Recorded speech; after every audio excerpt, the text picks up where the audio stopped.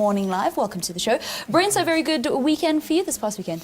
Yeah, no, I think first and foremost, I say big thanks and shout out to my sponsors. Obviously, Kawasaki South Africa, Monster Trading, Red Star Racing, Transport Holdings, Shark Helmets, Alpine Stars, literally everyone, Amtech. Yeah, huge shout out to them.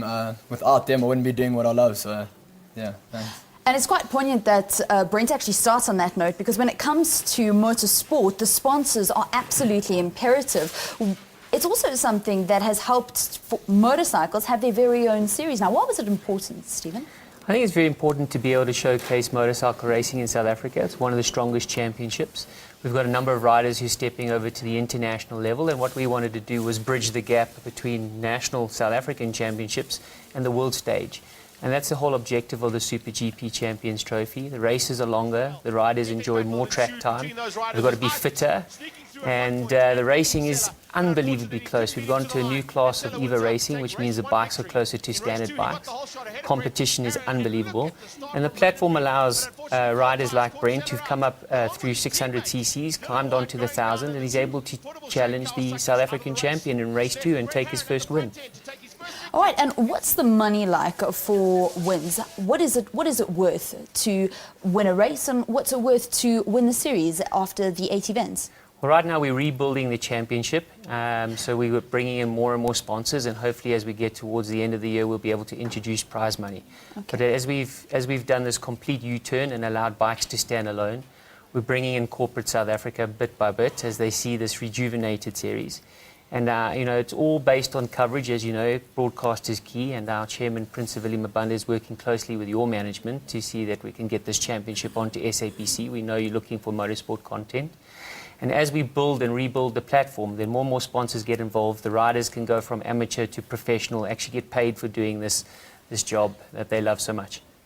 Brent, now, motorsport is a hard sport. We saw a very big crash there, and it also it costs a lot of money.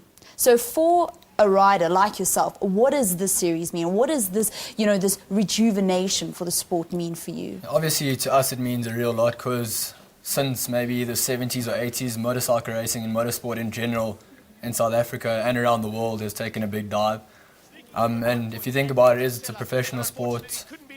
This series is the best of the best in the country, pretty much like a Springbok rugby player or a Protea cricket player. So to see it being rebuilt and rejuvenated again like this, it's really good for us. It makes us happy.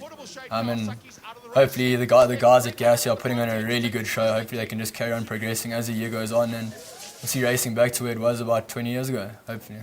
And I believe that the girls actually also race with the guys. So in the very first race, you actually had Janine Davies, who was on the podium. Yeah, no, there's 2 or 3 girls that are really, really quick. No, you can't judge just because they're a girl.